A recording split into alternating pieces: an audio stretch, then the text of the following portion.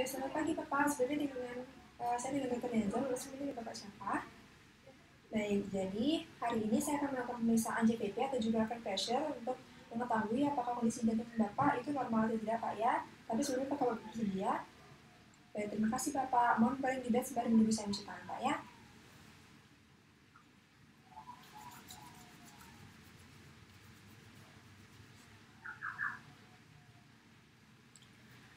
Selanjutnya adalah memposisikan pasien dalam kondisi terlentang, lalu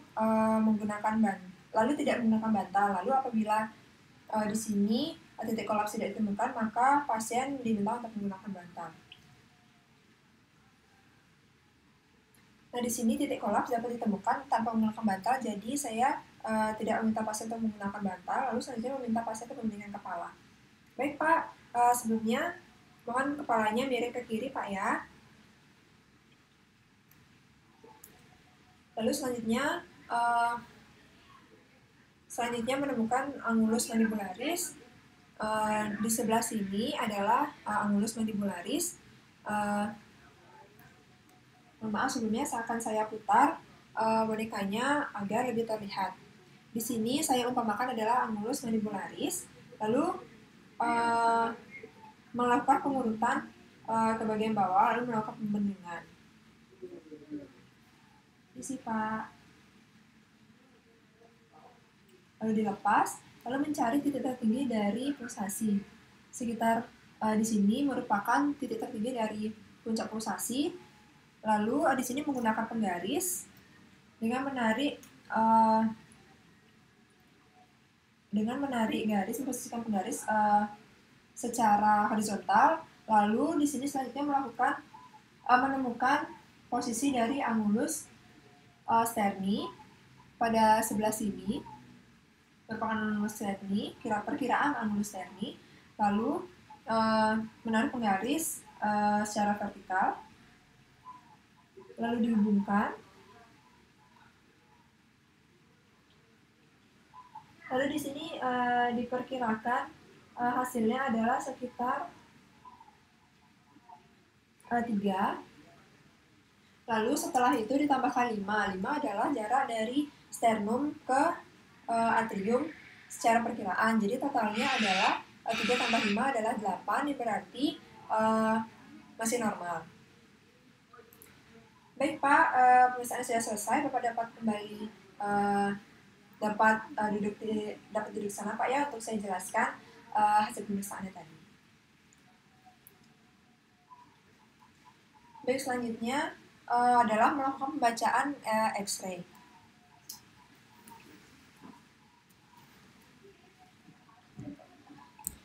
Di sini mengenai pembacaan X-ray, yang pertama adalah di sini terdapat marka L yang berarti left. Lalu di sini mengenai identitas pasien tidak ada di foto ronsen pasien. Lalu di sini untuk proyeksinya adalah AP. Lalu selanjutnya mengenai posisi AP, selanjutnya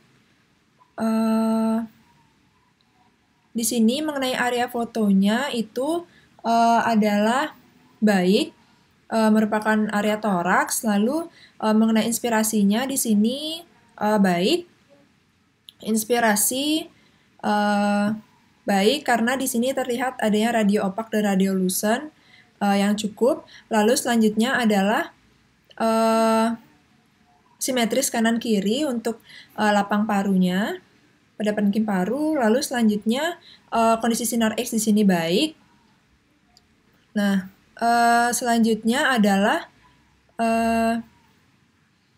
mengenai bentuk dan ukuran jantung. Di sini bentuk jantung normal, menyerupai buah pir, namun di sini dengan ukuran yang meningkat. Di sini untuk jantungnya sendiri itu adalah tertanam. Mengenai cardiac index, untuk mengetahui apakah jantung itu membesar atau tidak, di sini melakukan pengukuran dari T1 tambah T2, yaitu jarak jarak pada pinggang jantung ke bagian medial ditambahkan dengan jarak lateral kanan. Mohon maaf, maksud saya lateral kanan ke medial, lalu lateral kiri ke medial, ditambahkan lalu dibagi dengan panjang dari sudut costophrenincus sinistral ke dekstra. Lalu dikalikan 100%.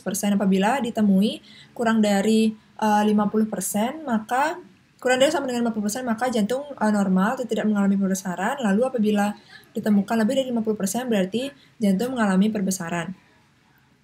Lalu selanjutnya di sini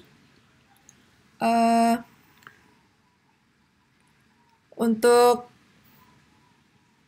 karena di sini terlihat jantung membesar, berarti diperkirakan besar jantung atau cardiac index-nya itu adalah lebih dari 50%. Lalu di sini untuk apex jantungnya itu sendiri tertanam. Lalu selanjutnya aorta dan juga knob aortanya itu mengalami sedikit dilatasi. Ya, mengalami sedikit dilatasi. Lalu mengenai hilusnya, terutama pada RDPA-nya itu di sini mengalami perbesaran. Nah, kemudian di sini untuk corakan bronkovaskuler di sini terlihat sedikit meningkat pada parenkim paru dekstra. Lalu selanjutnya mengenai parenkim paru, untuk sudut costophrenincus di sebelah sinistra, di sini terlihat tumpul yang berarti dicurigai adanya efusi pleura. Baik, sekian yang dapat saya sampaikan. Terima kasih.